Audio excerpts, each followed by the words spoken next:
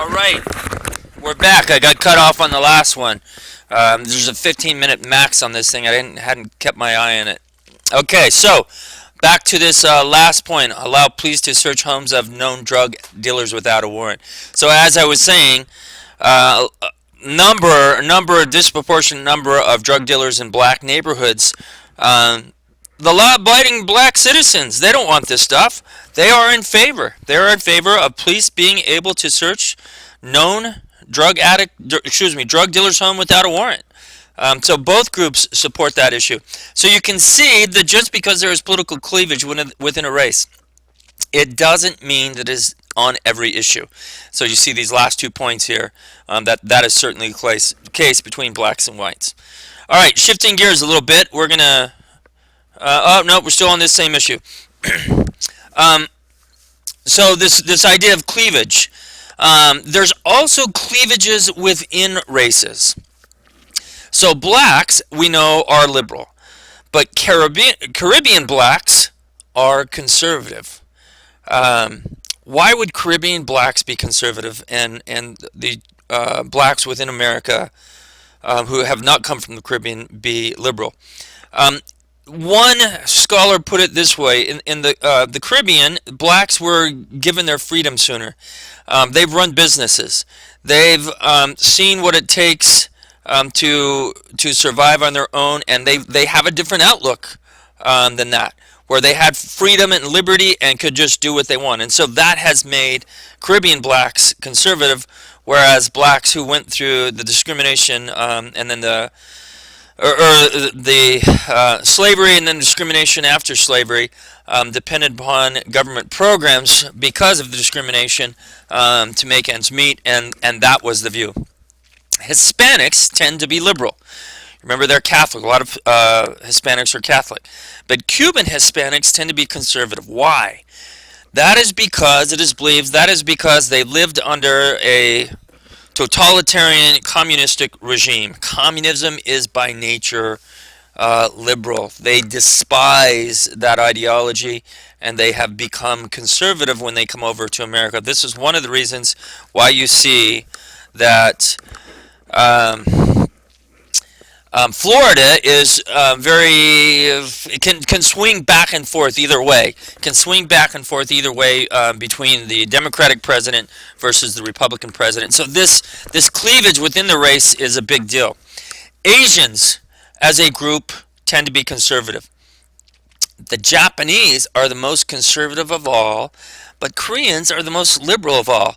I can't give you a good reason as to why this is the case, particularly, and when we're talking liberal Koreans, we're talking about South Koreans, not North Koreans.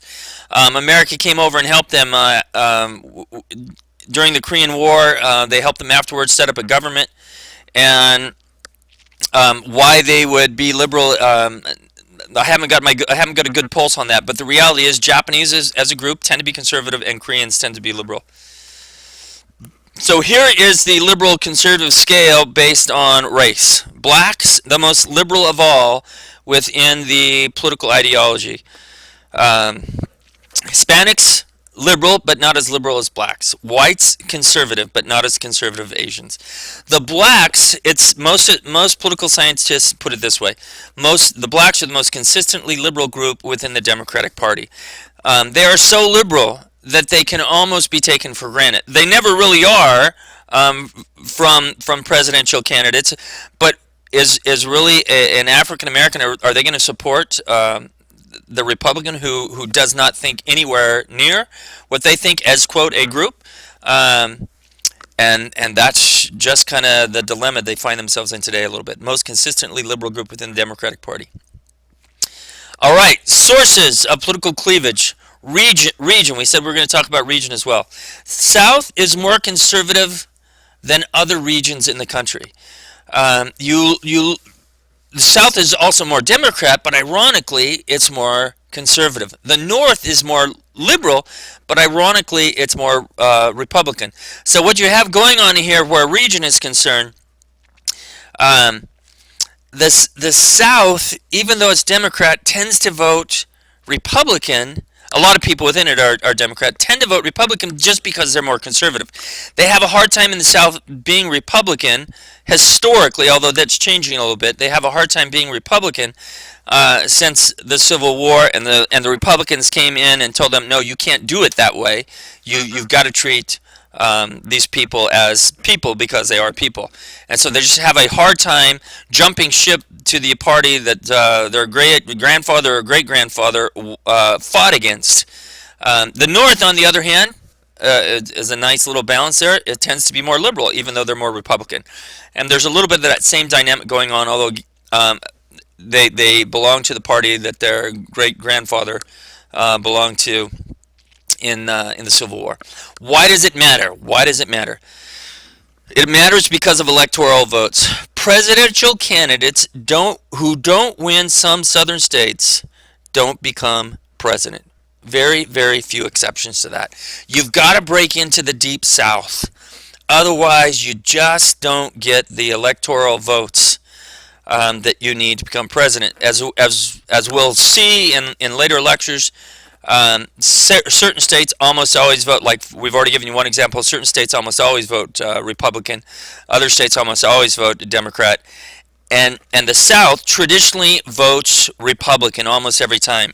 Unless a presidential candidate can break into that, they generally speaking don't win the presidential election. There are a few exceptions, but very few. So you look here. Here's Clinton and Trump. Clinton and Trump on this southern question, breaking into the South. You see that Trump in the red won all of the South. If Clinton could have just picked up Florida and one of these other states somewhere, she would have been president. But the South is so solidly conservative that they call it just that, the solid South. It just almost always votes Republican, much to the chagrin of the liberal Democrats. And you see here again with Bush and Gore. Gore didn't break into the South. If he would have broke into the South, even with just one state, he would have been president of the United States instead of George Bush. Al Gore didn't win his home state of Tennessee. Presidential candidates almost always win their home states, but he couldn't break into the Deep South, and consequently he lost the election. Sources of political cleavage, income, and occupation. Generally speaking, not always, this is oversimplification, but there's certainly some truth to it. The more liberal you are, liberals tend to have less income. Again, not always. And conservatives tend to have more income. There are some exceptions to this, obviously. The media elite in California, a lot of rich actors and producers, things like that, tend to be liberal instead of conservative, and they make a lot of money. There's some old people who make very little income on fixed incomes, but they tend to be conservative. But in general, the less income you make, the more likely you are liberal, and the more income you make, you tend to be conservative. Political ideology. So we've been talking about political ideology. Public opinion, political ideology. So what is political ideology? I give you two definitions, one from your text, the second, and one from one that I think adds a dimension that is missing in your text. So the first definition, a coherent, meaning political ideology, is a coherent and consistent set of beliefs about who ought to rule, what principles rulers ought to obey, and what policies they ought to pursue. There's a key component that is missing, that is in this definition that is not in your text definition. Look at that for a second and see if you can figure out what that is. So look at now the text definition. The set of values and beliefs that people hold about the purpose and scope of government. What I think is missing in your text definition is a coherent and consistent set of beliefs. It just says the set of values and beliefs. Someone who is politically or ideologically driven holds a coherent and consistent set of beliefs. If your beliefs are flipping back and forth like a teeter-totter, you are just not very ideologically driven. You do not have a consistent and coherent set of beliefs. Um, there's nothing wrong with your beliefs. It's just somebody who is more ideologically driven has this consistent, coherent set of beliefs that people who are less ideologically driven don't have. And you'll see this when we get, so the people in the middle tend to be the moderates. They tend not to be as ideologically driven because they don't have this coherent and consistent set of beliefs. They take each issue as it is and make a judgment based on that. Okay, moving on. Ideologies. Your book talks about four ideologies: the liberals, conservatives, libertarians, and communitarians. Liberals are willing to use the government to promote equality but not order, whereas conservatives are willing to use the government to promote order but not equality. So you can see that they're diametrically opposed to each other. They think the opposite of what the other one does. So if you ever wonder why Democrats and Republicans always fight, there's your answer right there. They just think differently. Libertarians and communitarians, on the other hand, are much more consistent in what they think. How so? Libertarians favor freedom over both order and equality. They are just interested in freedom. That's their coherent and consistent belief. Communitarians, on the other hand, are willing to use the government to promote both order and equality. So you can see that we're going to tend to get a little more communitarian at the moment, given this COVID-19 shutdown of America, when some people are hoarding toilet paper or hand sanitizer. You're going to see the government come in, use its force to promote both order and equality to make sure we have an equitable distribution of needed goods and services.